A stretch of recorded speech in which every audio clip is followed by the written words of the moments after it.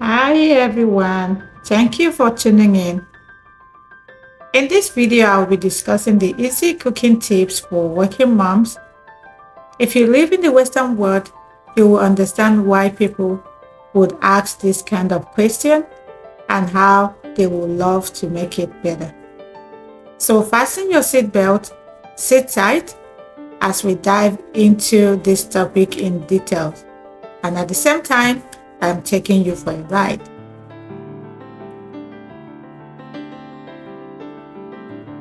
Everything that I'm going to be discussing in this video is based on my personal experiences. Experience may differ because of our family dynamics.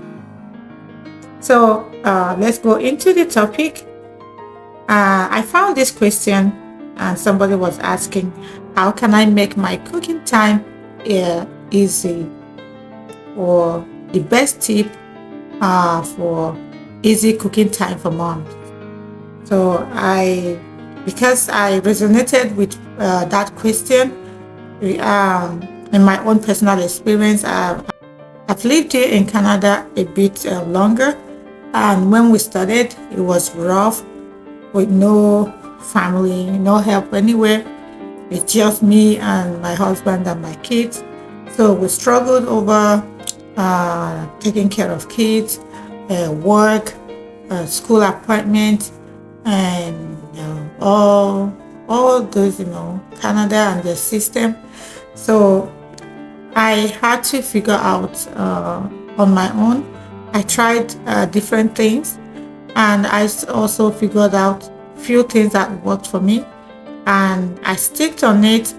Though I still learn, I'm still learning every day, right? Every time the schedule changes, I also have to change my own schedule to accommodate everybody. Based on my own experiences, I discovered that the easiest way to release or to relieve stress, my stress, and also to be there for my family is to reduce how many times I cook a week or how many hours I spend in a week.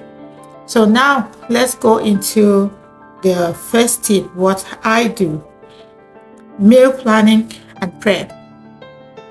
I do plan my meals a week before. And the first step is to keep a list or a paper on my fridge. Anytime I run out of any ingredients, I will write it there.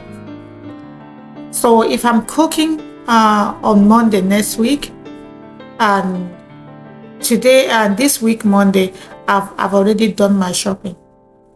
I've done my shopping. I know everything I need. If I'm going to cook a food that would take me, that I need to do cooking meat, beef, chicken, and things like that, and then I have them in my freezer, I will already make a plan the best day to bring them out within that week. I like to store my meat in the fridge, not on the counter table. So I will leave it there for a day or 2 days, 2 nights. It depends on the quantity. So once that is done, I will cook, and then if I need to bake, I will bake them, and then I'll put them back in the freezer.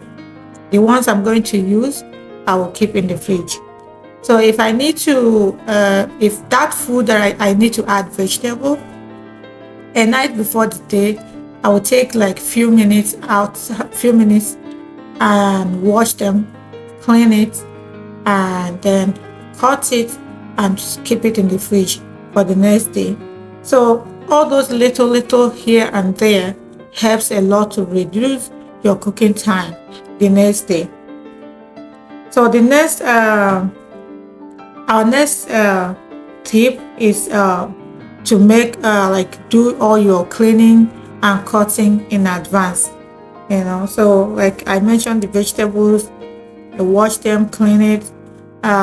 If you're making something like Nigerian soup, you definitely want to cook like the stockfish, the momo, the beef, goat meat, and all that, I personally I like to cook a day before.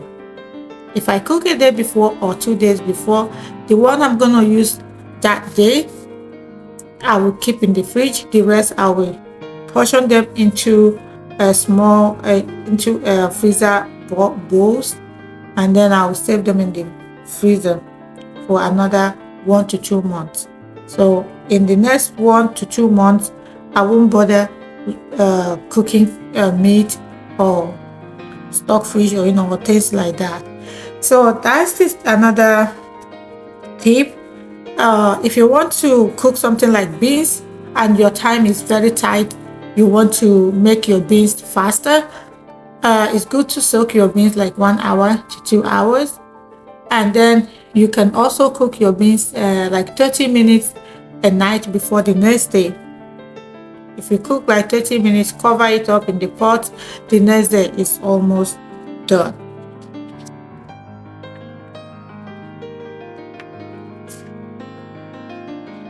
Then the third tip I'm going to be sharing with you is to involve your family. If you have grown-up kids, or you have maybe like from the age of 9, 10, 11, 12, you can ask them for help, or your husband. Any little help can go a long way to help out. So, and the good thing about this is that when they are helping you, they're not serious about it. They can do this one and they will run out, they play, and they will come back. Sometimes you even call and call, nobody's coming. Sometimes when you call, they will do one thing and the next 2 minutes they're off. So, but it doesn't really, it helps them to know that, oh, with this I can help my mom, with this I can help my mom, and gradually they are learning how to cook and how to help their mom too. Our husbands can help too when they have time.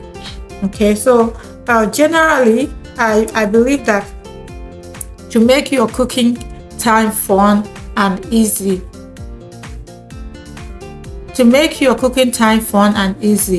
is something that you start, you have to start earlier enough, preparing your mind that this is gonna happen. What do I need? How do I get them? And what do I need to do at this point and at that point? So bulk meal is good. Meat, you can make bulk meal on meat. You can cook bulk meal, cook bulk fish, bulk chicken, meat. Those ones, make bulk of them. If you have oven, bake them and freeze it. Anytime you bring it out, it's still as new. It still tastes good. The nutrient is still there. You're not losing anything. So if you're a very busy mom and also you don't have any help at home, I think these tips will go a long way to help out. So tell us what you think about this video. This is the first time I'm talking about I'm doing a video like this. I do more of cooking, but I think I've seen a need to talk about what the food and things around the healthy food. Someone that promotes healthy eating. Home cooking, homemade food is always good. No matter how tight it is in this country we are, we will still make healthy, good food for our family, because what we eat is what we are. If we eat healthy food, we'll be healthy. But if we give our body anything, your body will behave anyhow. So that is my tip. And then on the comment section, tell us what you think about this video. Tell us your own tip, your own experiences. And I love you guys. So before you leave, please like this video, give us a thumbs up, and also subscribe to our channel. Until we meet again, have a great day and bye.